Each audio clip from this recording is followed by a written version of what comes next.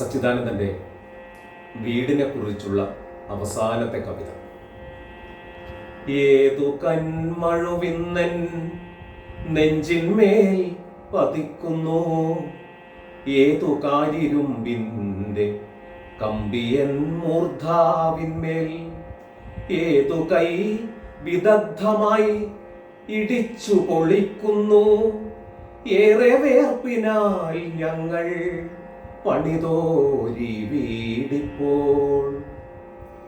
ഇതു ഞങ്ങൾ തൻ കണ്ണീർ ചെളിയിൽ പണിതത്, ഇത് ഞങ്ങൾ തൻ ഇച്ഛാദാർഢ്യത്താൽ ഉറച്ചത്, ഇത് ഞങ്ങൾ തൻ സ്നേഹം വെൺകളിയടിച്ചത്, ഇത് പൊന്നുണ്ണിക്കാൽകൾ വിശുദ്ധി അണച്ചത്, ഇത് നീതി തൻ വെള്ളിപ്പുലരിയൊരുക്കുവാൻ ഇരുളിൽ കിരണങ്ങൾ തീർത്തുണർന്നിരുന്നത്.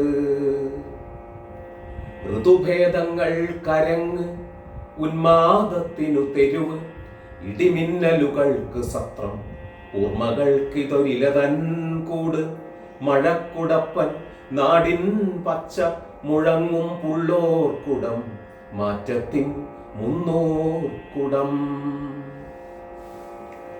കല്ലടർത്തുമ്പോൾ ചീറ്റും അച്ഛൻ്റെ നിൽക്കാച്ചോര, അമ്മ തൻ മുറിയല്ല് തറ പൊട്ടിക്കെ തേങ്ങും, എൻ മുറി പൊളിക്കുമ്പോൾ അഗ്നിയും പ്രേതങ്ങളും, കുഞ്ഞുങ്ങളുടെ അറയ്ക്കകമോ തേനും നോവും, വീഴുമീ അടുക്കള നിറച്ചും ഒരു പെണ്ണിൻ നീറലും വാത്സല്യവും പുകയും കിനാക്കളും. ആ വരാന്തയിൽ അയൽക്കാരുടെ ഉദ്വേഗങ്ങൾ, ഈ വരാന്തയിൽ സുഹൃത്തുക്കൾ തൻ സംവാദങ്ങൾ. ഈ ചുവരിടിക്കുക കേഴട്ടെ കല്ലാശാരി, പൊയ്ക്കണക്കുകൾ ഓർത്ത് മാഴ്കട്ടെ പെരുന്തച്ഛൻ, കഥകിൽ പതുങ്ങേണ്ട തില്ലിനി പാതിചന്ദ്രൻ, തിരനോക്കേണ്ട ജനലരികിൽ മഴത്താടി. വെട്ടുകമാവും തെങ്ങും നികത്തു കാശിത്തുമ്പത്തോട്ടവും, പറിച്ചെറിഞ്ഞ് പുകിപ്പനിക്കൂർക്ക, മുറ്റവും കുളം തോണ്ടു കുളിക്കൂ തായ് നെഞ്ചിന്റെ രക്തത്തിൽ മാറ്റിയിടുവാൻ അന്യരായൻ മക്കളെ. പകുത്തു പല കുറി മണ്ണ്, പോരെന്നാകിൽ പകുക്കൂ വീണ്ടും, ഭ്രാതൃഹത്യേ വാഴ്വിൻ സൗഖ്യം.